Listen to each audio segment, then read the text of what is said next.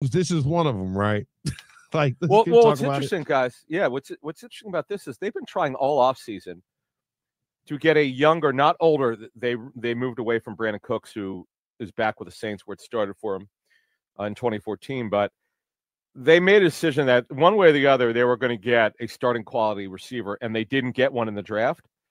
So they made this trade after the draft, which is odd because I know the Steelers.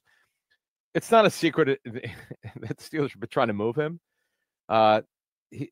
George Pickens is a very emotional player, very talented, and he goes to a team that historically, folks, you're talking about well over 3 decades. Jerry Jones takes risks with character. He loves the upside of George Pickens, who's not getting extension, as I understand it. And the Steelers were not going to extend his contract. As one Steelers source told me, this would have been a problem for him, considering that at the time of the trade of Metcalf, they signed him to an extension.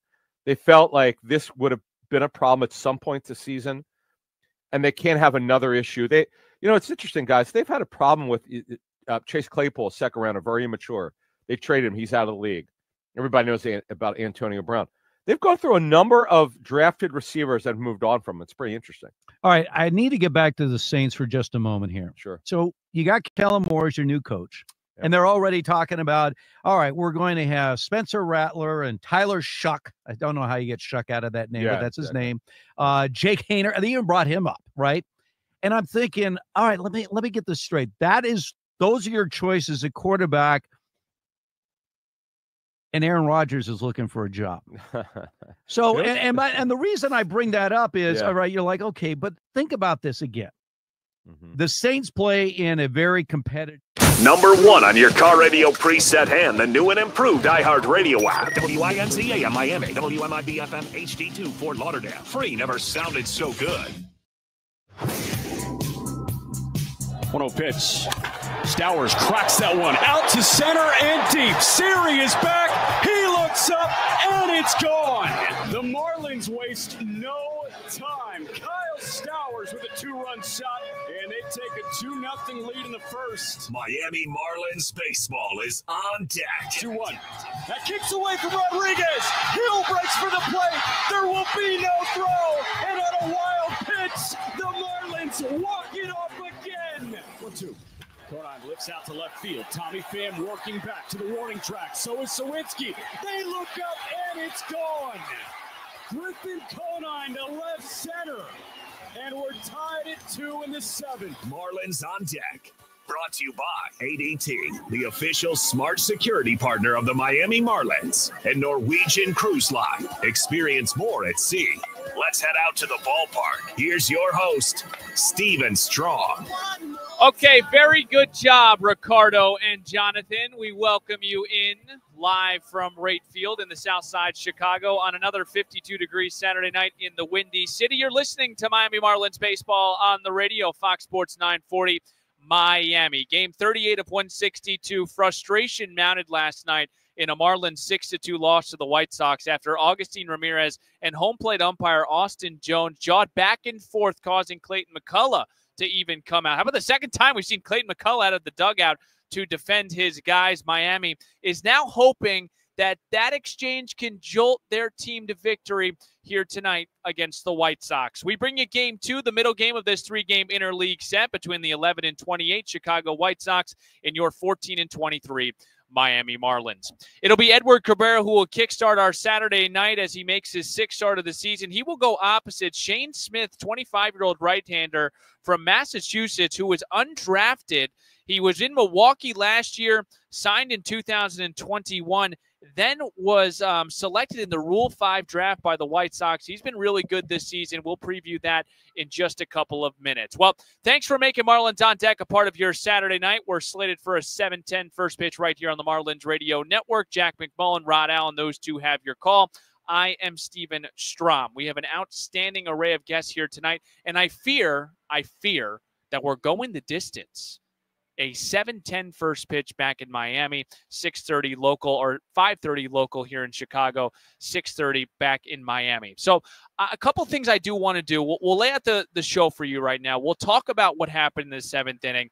Our special guest today is Darren Jackson of ESPN Chicago. He's been on the radio side. He's in his 26th season as a broadcaster for the White Sox and his 17th in the radio booth.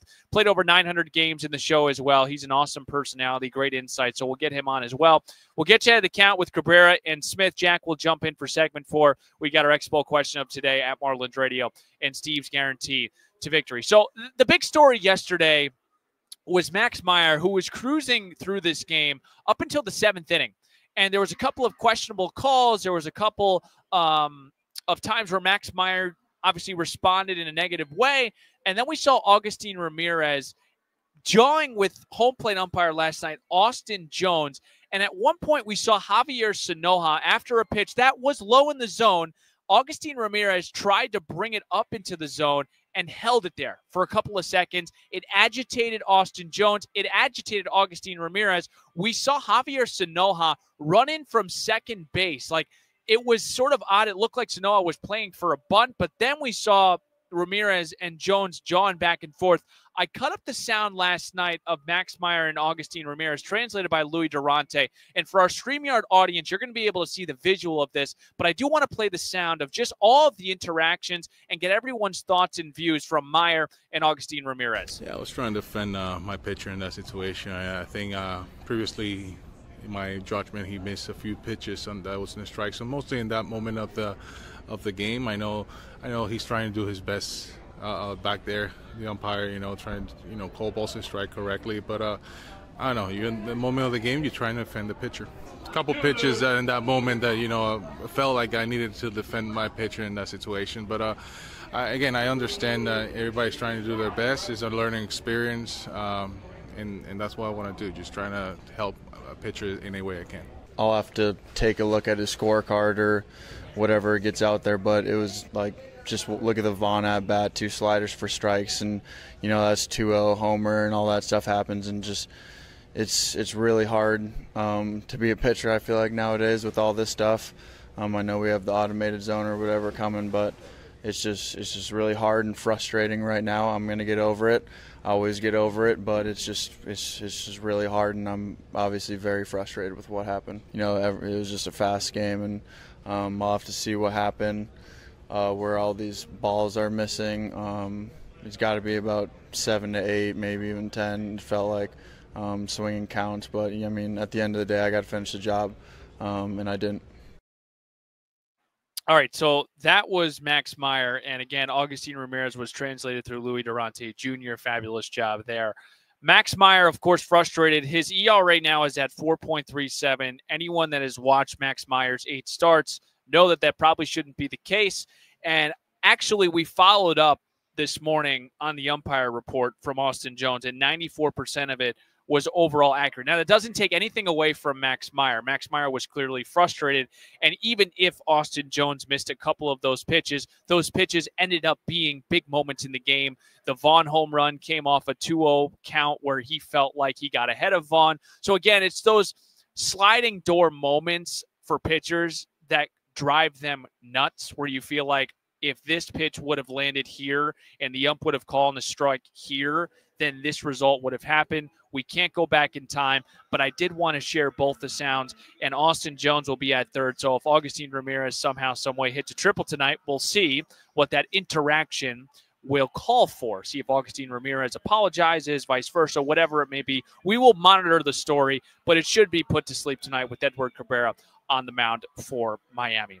Let's break here. We will get Darren Jackson, who just does a fabulous job for the Chicago White Sox in the radio booth. He's played over 900 games. He's been through a lot. He's seen a lot, and he will join us next as we get you ready for the middle game right here on the Marlins Radio Network. Masterminds behind it. Nope. We got him. Yeah, we do. 1-1 pitch. That one hit high in the air, out to left and deep. Conforto is back, and that's a get-right swing for Augustin Ramirez. He was a little cold, but a big swing from the rookie catcher is a 3-run shot, and all of a sudden, it's a 3-run game. Can I cut you off real quick? This is where the podcast actually starts. Take a look at Steven's T-shirt. No way. Are you guys rolling? We're rolling. We're rolling. Oh, cool. What's up, guys? Those were 2 time-buying questions. Thanks for joining us. Don't leave me hanging, though. Oh, man. This is so good. So for our Spotify and Apple podcast crowd, Steven found a shirt on Amazon that says, "I love it when my wife lets me watch Eric Wagman." Oh, I remember. This shirt's on Amazon. What's the deal with this shirt? Again, I love it when my wife lets me watch Eric Wagman. What's going on? So we had an interview with Eric in the offseason, and it was actually credit to Kyle Seeloff. He was like, I think there's a T-shirt of my wife loves it when I watch Eric Wagman. I love it when I love the inning with a single. It's 3 straight innings with a leadoff knock. The pitch to Liam Hicks. That one drilled out to right. He got that one. Liam Hicks sends it into the Dodger bullpen. His second big league homer, and it's 2-1 Fish in the 5th. Paez couldn't catch that one, Jack. From Luis Garcia. 1-2. Another sweeper, and Norby drills it. Out to left. Conforto back. Conforto leaps up, and it's over his head and off the wall.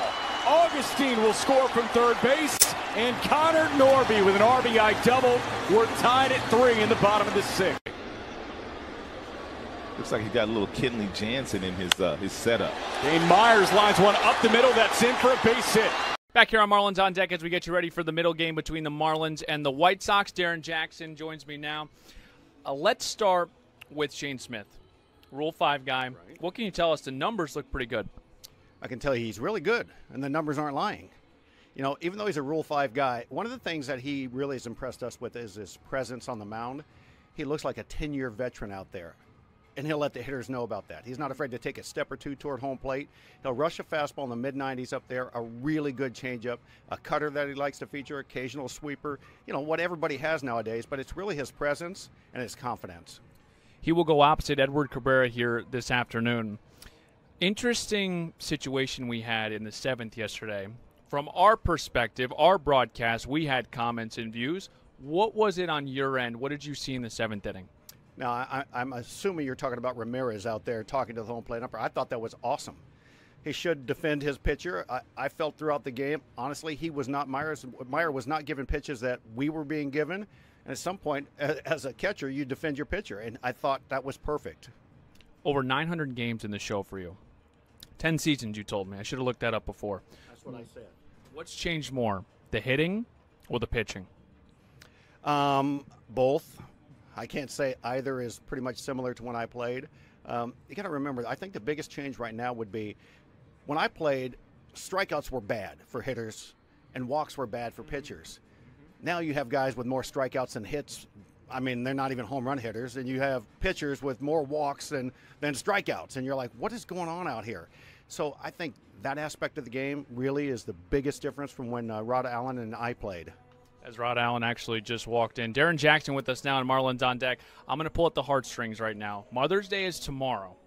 I watched something on YouTube where you said that you didn't want to play baseball. Your mother was the one that kept encouraging you. What was your relationship with your mother and just the game of baseball? Well, again, as you referenced that it was my mother that kept me in the game at a young age. Age 7, I didn't like it. Age 8, I started to like a little better. Age 9, okay, I'm getting okay.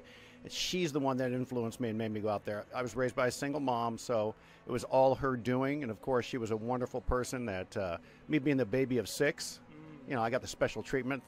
My siblings can't necessarily say that. You know, the older ones, she learned on them. And by the time she got to me, she was great. But happy Mother's Day to everybody out there listening in. Why do you think she kept you in it, though, even though you hated it? What did she see in you? Well, truth be told, my father was a really good baseball player, so she knew that in the background. And my big brothers, my oldest brother's 12-plus years older than me, he kept saying, send him back out there, and Mom made me go do it. So it was a family effort that kept me, you know, just going out there. By age 10, I kind of had it figured out. And that's where you start to see the separation in kids when you see that somebody might have a chance. Darren, thank you so much for the time. Pleasure. Thank you. All right, coming up next, we'll get you out of the count with Shane Smith and Edward Cabrera. Going to be a 7:10 first pitch back in Miami, back in 2 minutes on the Marlins Radio Network. Kyle. First pitch. Stowers hits it out to left center. Soderstrom on the move. That is back, and it's gone. to left center field. A walk-off grand slam for Kyle Stowers. And off the Reaper, the Marlins come back and win it. Through 8 games as an Athletic, Paredes 4 for 20. And that one is and through. That's hit number 5. They're sending Urshela around third. Dane's throw coming home up the third base line a little bit, but Fortes, the catcher, dove and swiped the tag on Urshela's shin as he sprinted by. Yeah, I think pulling the ball in the air, hitting the ball in the air a little more than I have in the past in general, not just pull side, but that pull side ball in the air rate is good for me. That's showing me that I'm in a position to do some damage. I'm not being passive, not getting B swings off up at the plate. So as long as I'm ready to hit and on time for the fastball, that's usually when I'm at my best. So if I'm in my hitting position on time, I'm able to hit those pull side fly balls, so I think that helps a lot. Gold standard of that might be on the other side right now, but Norby rips one into left field. That drops in for a base hit. That stung and pulled by Norby. Wagaman comes in to score, and the Marlins on the board. An RBI single from Connor. It's 6-1 in the 6th. Masterminds behind it. Nope, we got him. Yeah, we do. 1-1 pitch. That one hit high in the air, out to left and deep. Conforto is back, and that's a get-right swing for Agustin Ramirez. He was a little cold, but a big swing from the rookie catcher is a 3-run shot, and all of a sudden, it's a 3-run game. With Steven Strom on the Marlins Radio Network. Well, thank you, Clayton. Welcome to the Marlins on Deck here on this Saturday night in Chicago. Steven Strom, Jack McMullen, Ron Allen. Again, going the distance here. Good show. Good start by Darren Jackson, breaking down the 7th inning of yesterday as well. We will now turn the page to tonight. Edward Cabrera will go opposite Shane Smith. I'm excited for Cappy tonight, 27-year-old right-hander. He comes in tonight with an 0-1 record, a 6 ERA over 5 starts, 24 1/3. He didn't factor on Sunday against the Athletics. He did allow 2 runs on 7 hits over 5 2/3, 4 punch-outs. But the big one here, folks, was the 1 walk, a season low for Edward Cabrera. It's the lowest walk rate of his career so far this season, 10.6, which is still high. But for Edward Cabrera, showing improvement in that area. Cappy's had 3 starts, less than 3 runs, but he's also had 2 starts of 5 runs. That's why we're looking at that ERA. I feel like a weather forecast guy. That's why we're looking at that ERA at 6 right now. He has yet to complete 6 frames this year in 2025. Interesting, and I'm going to ask our pitching expert, Jack McMullen, ground ball rate is down this year. Fly ball rate is up. He's listening, so he's going to have to look that up right now. He made 1 start against the White Sox in his career. That was last July. 3 2/3, 4 hits, 2 runs, over 82 pitches. So Cabrera will start for Miami tonight, trying to punch back to get in this series in the middle game here on this Saturday night. Cabrera will go opposite Shane Smith. Interesting story with Shane Smith, 25-year-old right-hander, very young, from Massachusetts. He was an undrafted free agent. He signed with Milwaukee in 2021. And then last December, Smith was selected in the Rule 5 draft right here by these White Sox. He debuted on April 1st. He's 1-2 with a 2.41 ERA in 7 starts, 37 1/3. He did take the loss on Monday in Kansas City. He allowed 2 runs on 5 hits, 3 walks over 5 innings, 5 punch-outs. Smith has not conceded more than 3 runs in any of his 6 starts. Opposing hitters are hitting just 207. League average is 243, so that's an awesome number. He throws a 4-seamer, a changeup, a slider, a curveball, a sinker, and a sweeper. So he'll throw the kitchen sink at you. Shane Smith goes opposite Edward Cabrera here tonight at 7:10. We'll break here. We will get Jack McMullen on to talk about a plethora of topics. Marlins, again, looking to get back in this series tonight at Rate Field. We're back in 2 minutes on the Marlins Radio Network. Masterminds behind it. Nope, we got him. Yeah, we do. 1-1 pitch. That one hit high in the air, out to left and deep. Conforto is back, and that's a get-right swing for Agustin Ramirez. He was a little cold, but a big swing from the rookie catcher is a 3-run shot, and all of a sudden, it's a 3-run game. Can I cut you off real Yeah. quick? This is where the podcast actually starts. Take a look at Steven's T-shirt. No way. Are you guys rolling? We're rolling. We're rolling. Oh, cool. What's Sorry. up, guys? Those were two time-buying questions. Thanks for joining us. Don't leave me hanging, though. Oh, man. This is so good. So for our Spotify and Apple Podcast crowd, Steven found a shirt on Amazon that says, "I love it when my wife lets me watch Eric Wagman." Oh, I remember. This shirt's on Amazon. What's the deal with this shirt? Again, I love it Good when my fit. wife lets me watch Eric Wagman. What's going on? So we had an interview with Eric in the offseason, and it was actually credit to Kyle Seeloff. He was like, I think there's a T-shirt of my wife loves it when I watch Eric Wagman. I love it when I love the inning with a single. It's 3 straight innings with a leadoff knock. The pitch to Liam Hicks. That one drilled out to right. He got that one. Liam Hicks sends it into the Dodger bullpen. His second big league homer, and it's 2-1 Fish in the 5th. Paez couldn't catch that one, Jack. From Luis Garcia. 1-2. Another sweeper, and Norby drills it. Out to left. Conforto back. Conforto leaps up, and it's over his head and off the wall. Augustine will score from third base, and Connor Norby with an RBI double. We're tied at 3 in the bottom of the 6th. Looks like he got a little Kenley Jansen in his setup. Dane Myers lines one up the middle. That's in for a base hit. Norby zooming around third. Altman's throw coming home is cut off. Back here on the Marlins Radio Network, Fox Sports 940 Miami. Ricardo, Jonathan hitting the 1s and 2s back in the 305, and I miss it. I'm not going to lie. It's about 50 degrees here. Jack, any coat? Yes, Jack's wearing a coat. I got my long sleeve quarter zip on, but we're ready to go here. 7:10 first pitch. White Sox Marlins, game 2 of this 3-game set, and we have a visitor here on our StreamYard. I don't know who it is, but you know It's what? my friend Tom. It's Tom? We'll chat with Awesome. him after the segment. All right, Edward Cabrera will go opposite Shane Smith. Jack, you're with me now. And the version of Cabrera we saw on Sunday, I think, is the middle ground that I want to see. Yeah. 5 2/3, 2 runs, 1 walk, which we talked about was a season low, 4 Ks. For me, that's the steady Eddie that I'm hoping we see for the rest of the year. Yeah, and I heard you mention what ground ball rate is down right now. Okay, why is that the case? Well, it's because of where the sinker is actually landing right now. The sinker, you typically want it executed at the knees, right? You want to see that sinker dropping below the knees and typically in on righties from a right-hander. That's not the case right now. It's sitting upstairs, and it's actually resulting in a pretty high batting average, but you look at the direction in which the balls are coming off these guys' bats, it's a line drive right now. So if the sinker is not producing ground balls, the overall ground ball rate is going to be pretty low.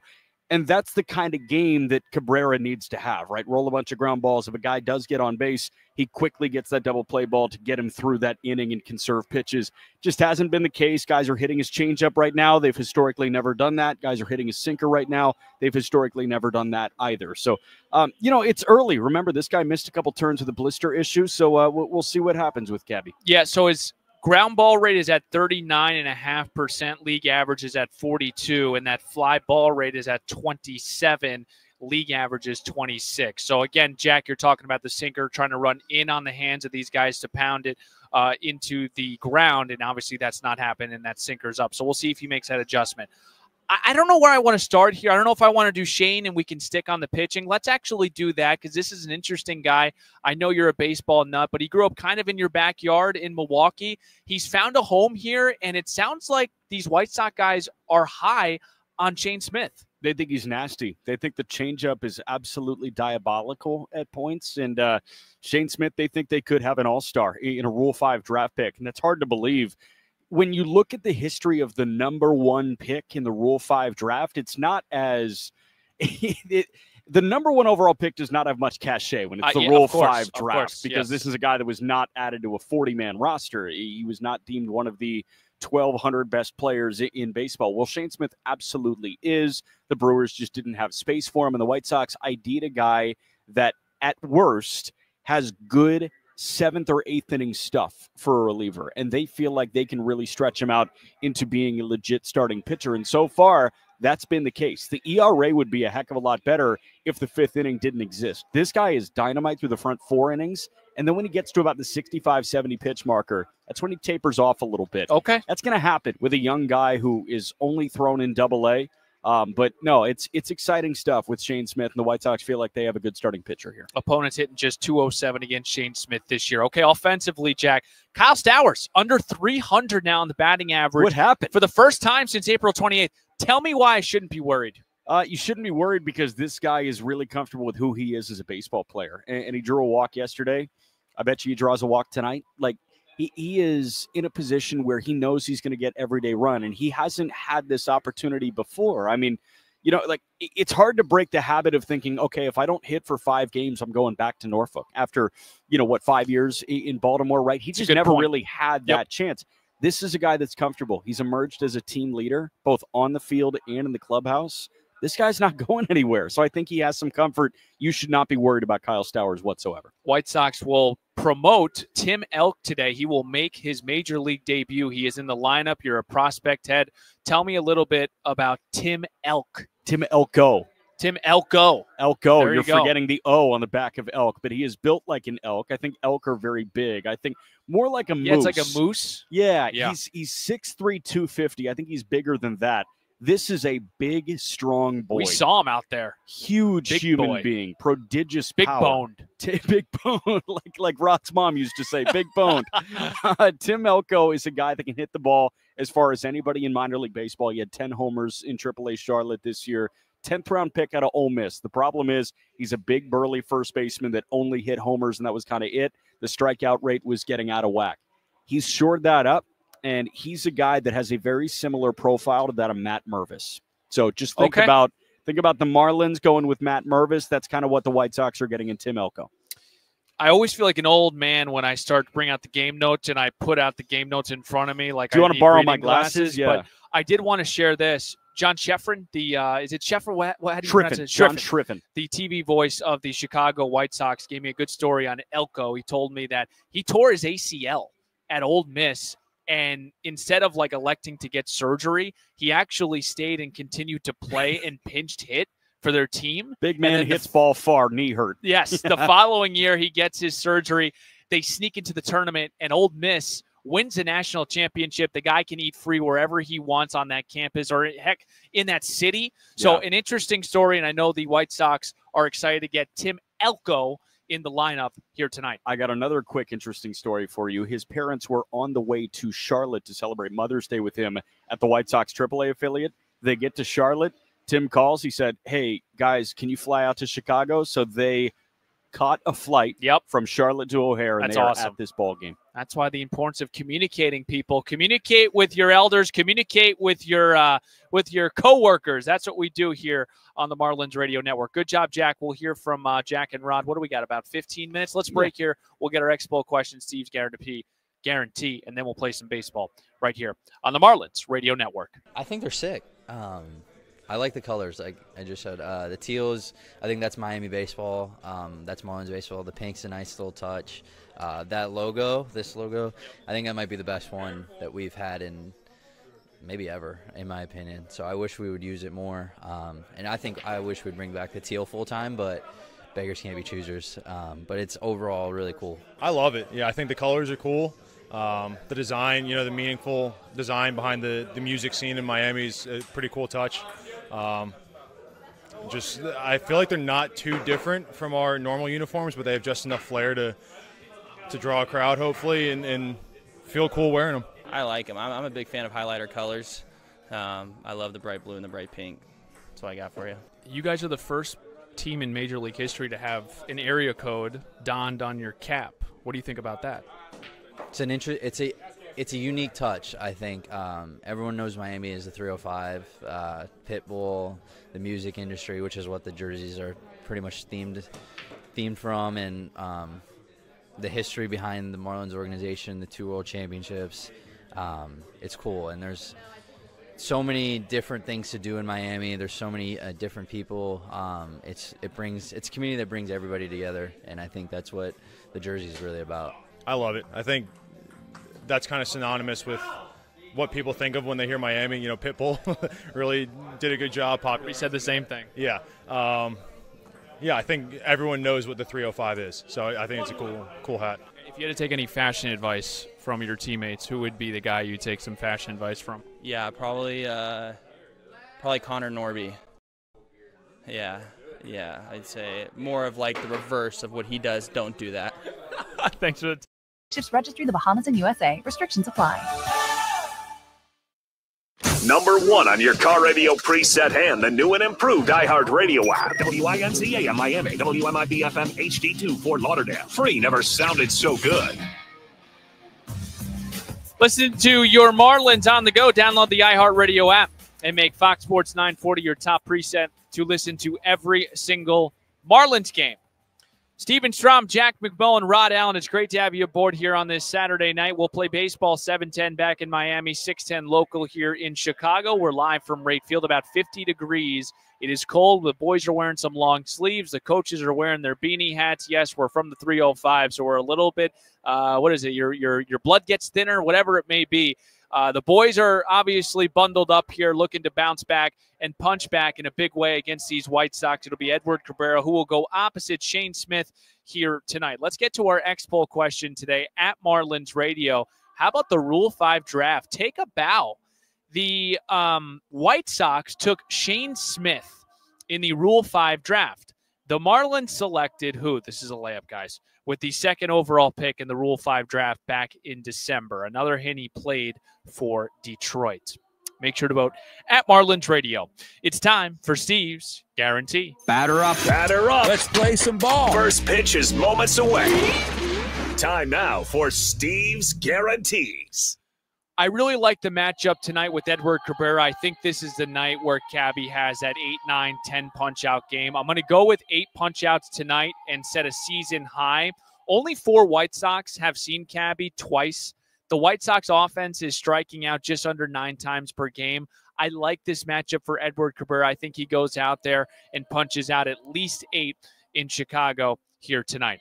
Folks, I hope you got the itch for first pitch because when we come back, Jack McMullen paints the picture. Rod Allen, he's ready to rock. Starting lineups in first pitch is right around the corner. Thanks for tuning in to the Marlins On Deck pregame show. I'm Steven Strom. Let's flip the M together, Miami. Marlins baseball is next. This is the Marlins Radio Network.